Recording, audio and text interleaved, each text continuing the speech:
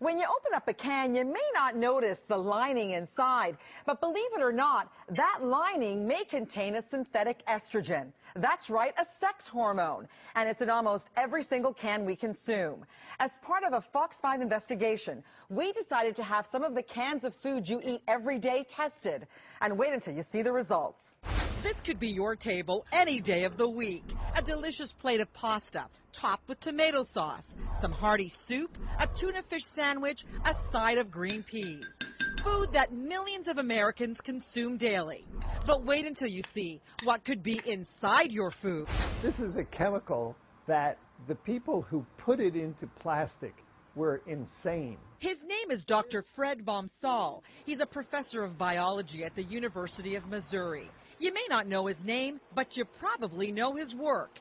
He recently created a huge uproar within the scientific community after releasing a study on plastic baby bottles and the controversial chemical many of these bottles are made with, called Bisphenol A. This is a chemical that in 1936 was considered for use as an estrogen drug. Then in the 1950s, some tricky chemists found that they could link this chemical together and it creates a hard, clear, glass-like plastic. And this glass-like plastic is sprayed into cans we buy every day. The only problem with that is the plastic is then made from a sex hormone.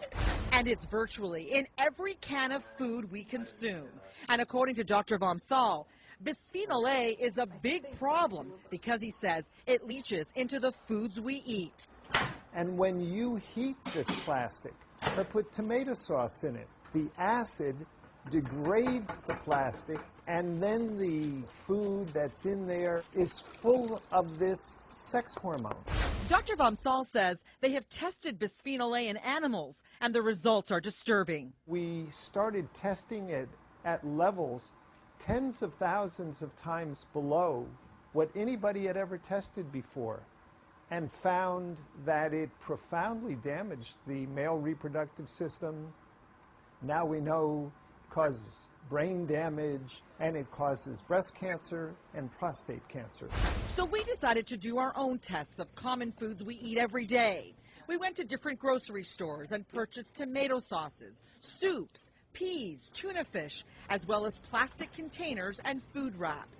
We then sent them all to Dr. Von Saal's lab in Missouri for testing. The food was removed from the cans. The cans were all cleaned, washed multiple times with water, allowed to dry, and then we put ultra-pure water in the cans to determine how stable the lining of the can was when just faced with water being in contact with it for 24 hours. The results were concerning.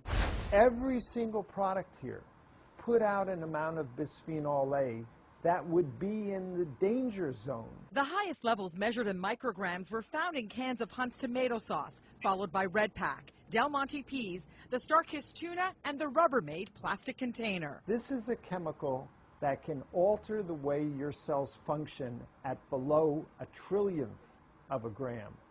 1 million times lower than this. And he says if the research on animals doesn't concern you, this will. Dr. Vom Saal says when he places Bisphenol A leached water into a test tube with breast cancer cells, the cancer cells multiply rapidly. These amounts would massively stimulate these cells. Bisphenol A is big business here in the United States. It is estimated that the chemical companies produce 7 billion pounds of it a year, and it's making its way into our bodies. According to the CDC, 95% of Americans have detectable levels of Bisphenol A in their urine. Dr. Vom Saal says the worst thing anyone can do is microwave food in a plastic container covered in plastic wrap. Just stop doing that immediately. The hotter a product becomes, the greater the amount of bisphenol A that will come out of it.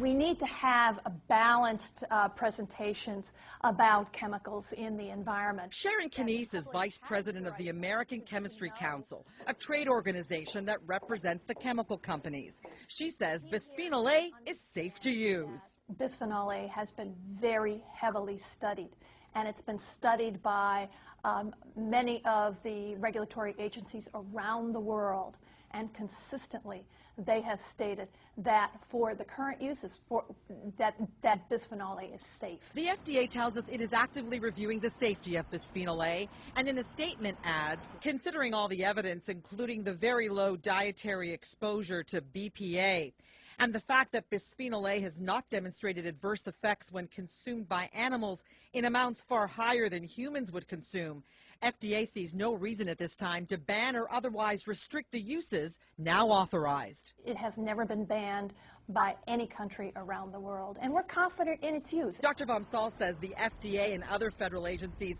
are working with antiquated data. There are 700 published scientific studies about the health effects of bisphenol A that the FDA has never gotten around to looking at.